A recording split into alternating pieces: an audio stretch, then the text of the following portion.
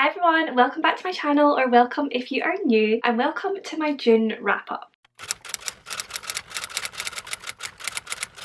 So obviously June was Whateverthon month. I was a co-host for Whateverthon. I was part of the Beach Readers team, and I did plan to try and get a lot of reading done in June, try and smash all the prompts, get loads of points. It didn't quite go to plan. I did have a lot going on during the month and reading kind of went by the wayside a little bit, but I did end up reading 8 books, which is really not too bad at all. It is annoying because I set myself the goal of 10 books for Whateverthon and I didn't quite reach it, but nevertheless I had an amazing time, and I did finish off a full bingo board as well, which I really didn't see myself doing, so I am proud of that. I did read some really good books during June as well. Some were kind of misses, but others I really loved. So overall it was a good reading month. So if you would like to hear all about the 8 books I read in June, then just keep watching. So the first book that I read in June was Convenience Store Woman by Sayaka Murata. This one I was really intrigued by. I've heard some amazing things. I have been... Oh.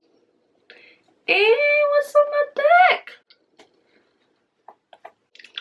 Ugh. I have been wanting to try some more sort of like literary fiction recently, some more sort of like obscure books I guess, and I was really looking forward to this one because it was supposed to be like really witty and quirky, and it's a nice short one as well. I think it is maybe like not even 200 pages, so it was a really quick read. In this one we follow Keiko, who is a 36-year-old woman who has worked in this convenience store for pretty much all of her life, and it is basically her happy place. It is what she likes to sort of fixate her mind on. She feels really comfortable and happy there, and she feels very passionate about her job there, but everyone else in her life is trying to push her to like find a boyfriend, move on to more of like a career, get married, have kids, do all of the sort of conventional things that a woman is supposed to do, and she just doesn't want to do that.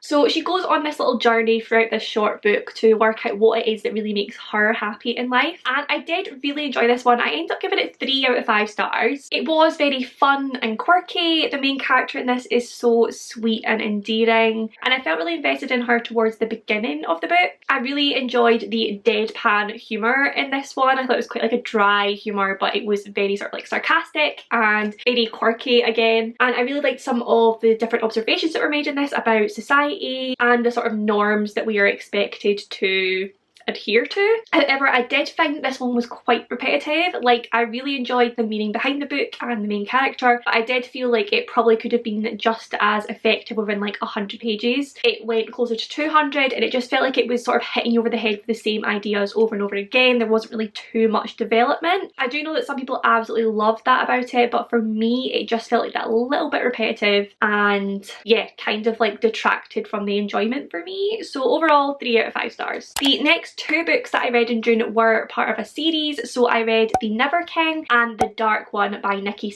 Crowe. Both of these were on Kindle Unlimited. This is a series that is a retelling, a very dark romance retelling of Peter Pan. We basically follow this young woman who is a descendant of Wendy, and everyone, all the women in the Darling family on their 18th birthday are kidnapped by Peter Pan, taken to Neverland for him and his lost boys. No one really knows what happens to them while they are there, but they usually come back and their mental state has deteriorated. They are basically mad for the rest of their lives. So we follow the current Darling girl as she is taken off to Neverland, and we watch her experience there, but she is different to all the other Darlings, of course, and yeah, she has a great time with Peter Pan and some of the Lost Boys. It is a really good read. I thoroughly enjoyed them. I didn't expect to enjoy them as much as I did. I did end up giving both of these 2 4 stars, and the third one, I think it's called Their Vicious Darling, comes out towards the end of this year and I cannot wait for it. These were just really good dark romance books. They were quite short, I think around the 200-300 page mark. I mean, the writing is not great. Like, it's one of those so bad it's brilliant type of books. Some of the writing is just utterly ridiculous, but the overall plot is really intriguing. I got totally invested in it. I watched to know what happened next, and the smut in this one is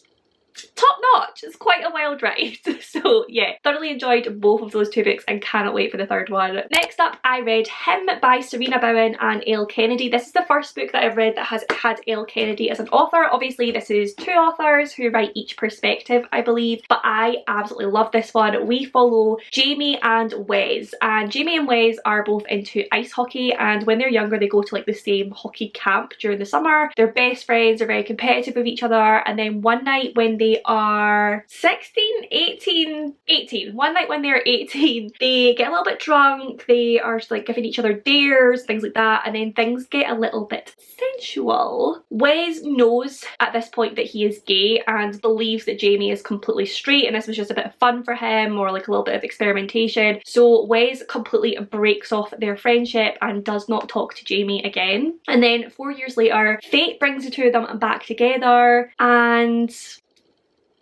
stuff ensues. Like, obviously there is more to the story than just friendship here, and it is just such a beautiful story. It's almost like a more adult version of Heartstopper, because you've got the one openly gay guy and the other guy who's starting to realise that he might be bisexual. This one is obviously a lot more smutty than Heartstopper, and it is some very good smut as well. And I have a ton of green tabs in this book as well because it's just so funny. Like, both of these two characters are hilarious, like their sense of humour is just brilliant, and they're also just so cute together as well. Oh, I just absolutely love this book. 5 out of 5 stars, no doubt about it, and I need to read the others in the series. There is a sequel called Us, I believe, and then I think there's like a little novella as well that I forget the name of right now, but I definitely want to read all of them because I need more Jamie and Wes in my life. Next up, I read The Kiss Quotient by Helen Hoang. This was for the Literature book club hosted by Steph from Steph Loves, and I am so happy that that book club finally made me read The Kiss Quotient because it has been a long time coming. This is one of those books that I've wanted to read forever, but because of the hype, for some reason it has made me put it off and put it off. Like, I go one or the other way when it comes to hype books. I either read them immediately because I need to know what all the hype is about, or the hype just completely puts me off and I wait far too long to finally pick up the book, because usually when a book is hyped, I tend to love it. I am very much a sheep, but I'm not really too bothered about it. This one again was a 5-star read. I adored it. In this one we follow Stella and Michael. Stella is a young woman with autism. She is very successful in her career, but she hasn't really gotten anywhere in terms of romance because obviously social situations are very difficult for her and sex is just quite terrifying, not a very nice experience at all. And on that note, there is definitely trigger warnings for sexual assault in this, but I do think it's handled really, really well. So Stella decides to hire Michael, who is a male escort, to teach her how to have sex and how to have sex well. And it is just such a beautiful story. Michael is the most understanding, patient, caring man, but he's also freaking fine, and the whole story just sees Stella unlock this other part of herself, which I think is just absolutely beautiful. It's so well done. Obviously it's amazing. I have heard it's really good in terms of autistic representation, but even just for other women and the idea of sex. I know a lot of women have difficulty with sex throughout their lives and different experiences. I myself had some bad experiences when I was younger, and it took a while for me to sort of like unlock that part of myself again. So for anyone who has any sort of relation to that, I do think this is a really beautiful book and it really makes you feel seen. It's very relatable. So yeah, and also it's just cute AF and really quirky and funny as well. So 5 out of 5 stars, would highly recommend. The next book I read in June was The Castaways by Lucy Clarke. This is a thriller in which we follow two sisters whose names I cannot remember. So we follow Laurie and Erin. Laurie is in the then, and we watch her get on a plane which she was supposed to get on with her sister, but they have a huge argument the night before. So Laurie gets on this plane to go to their final destination, and when they're on this plane it crashes on a deserted island, and we watch her experience on this island with a few other characters, hoping for someone to come and save them. Then we have in the now Erin, who is still trying to find out what happened to her sister, what island they landed on, if they landed on an island, and at this point more information is coming to light that was not previously known. So we're watching her investigate and try to work out what happened to her sister, and it was a good thriller. I ended up giving it 3 out of 5 stars. It's definitely the perfect summer thriller. Like, I would have really loved to read this one by the pool, on holiday. It definitely has that vibe. Not on the plane, however, that would not be a good idea. It's definitely very fast paced. I was turning page after page and I was kept guessing right up until the end. However, I did feel that the ending wasn't the best. The ending was a little bit dissatisfying for me. Like I said, I was on edge throughout the entire book, and then the ending just felt like a bit of an anticlimax. I wasn't really that satisfied with it, which is always the risk you run with thrillers. I feel like you could be so on board the whole way through wanting to know what's happened, but when you finally work out what has happened, sometimes it's a little bit shit. I'm not gonna lie. Yeah, 3 out of 5 stars, mostly for the content that kept me going, kept me excited, but the ending was what brought it down for me. Next up, I read One by One by Ruth Ware, and this was actually our June book club pick for my Patreon, so I did read this and filmed a spoilery reading vlog for my patrons. In this one, we follow a group of characters from a like high-flying app, I believe. They're all at this corporate retreat for this music app, Snoop, and they go to this chalet in the, where do they go? Saint Antoine? I want to say that's in France, but I really don't know. They go to this ski resort anyway. They're living in this chalet, and then everything starts to go a little bit wrong. It's very tense from the beginning, but then one by one, people start to go missing or end up dead. They're being picked off by someone, and we're trying to work out who the killer is. I did end up again giving this one 3 out of 5 stars. Clearly didn't have the best reading month in terms of thrillers. Like usually I pick up a good thriller and I give it like 4 or 5 stars, but these two let me down a little bit, I'm not gonna lie. This one I thought started off super strong. I really loved the isolated setting. I was really intrigued by these like dark and very sort of unreliable characters. We do have 2 narrators in this. One of them is a young woman who is part of the retreat, and the other woman is someone who is like working for them at the chalet, and both of them are pretty unreliable. We can't really trust either of them, and as I've mentioned many times before, one of my favourite tropes is an unreliable narrator, so I did really enjoy that part of this book. I was however hoping for more of a twist towards the end of the book. We get quite a big reveal, maybe with like 50 to 100 pages to go, and because we still had so much to go, I kept thinking, right, there's got to be another twist, there's got to be something else coming, and it just didn't. It just fell a little bit flat for me, so I kind of ended the book a little bit bored.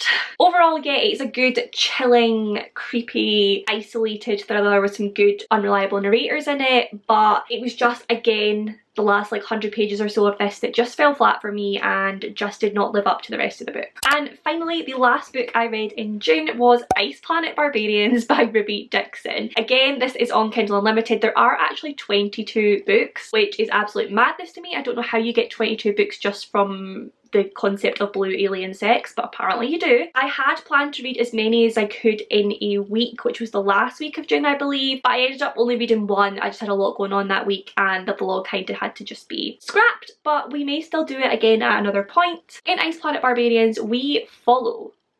Why can I never remember their names? What is her name? What's her name? Oh my god, why is it not even in the...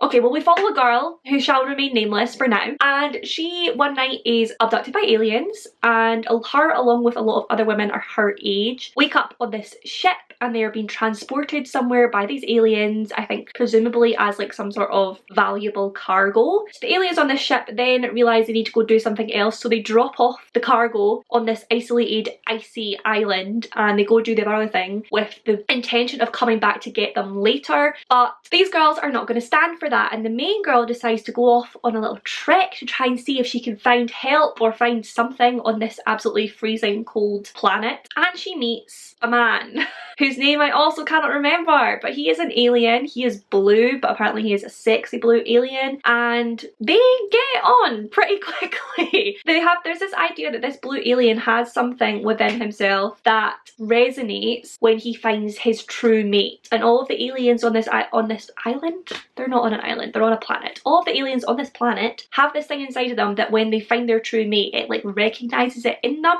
and he had never found his before and he was looking for it, and then when he finds her, it resonates and he is meant to be with this human and they're supposed to be together forever apparently. And then the story goes from there. It's an interesting one. It is an experience, I am not gonna lie. I did not go into this thinking I would enjoy it at all. I thought this will just be a bit of fun. I'll probably judge my way through it, but I really was not expecting to like it as much as I did. It was a fun time. I ended up giving it 3 out of 5 stars because at the end of the day, it is trash, it is blue alien smut, but it was very enjoyable blue alien smut. It's not well written in any sense of the word, but it is hot, it's hilarious, and it kept me captivated, I'm not gonna lie, and I really want to find out what happens next, so I will be picking up other books in the series at some point. When, I do not know, but I'm intrigued. Yeah, it was a fun time. So that is it for all the books that I read in June for Whateverthon. It wasn't the best reading month. Now looking back at it, I feel like we had a lot of 3-star reviews there, didn't we? We had a couple of 5 stars, a couple of 4 stars, and then 3 stars. So nothing short, nothing less than 3 stars. It could be a lot worse. But I hope you enjoyed this little wrap up, maybe got some good book recommendations. Do let me know what you read in June and maybe your favourite or least favourite book from the month. If you made it to the end of this video, pop the island emoji down below, both for the Castaways and for the beach readers, which was of course my team for Whateverthon. Pop that emoji down below just to let me know that you made it to the end of this video and that you enjoyed your time here. But as always, if you did enjoy the video, then do please give it a big thumbs up. Subscribe for more bookish content from me. Comment down below with any of your thoughts and feelings. I do reply to every single comment. I love you all and I will see you in my next one.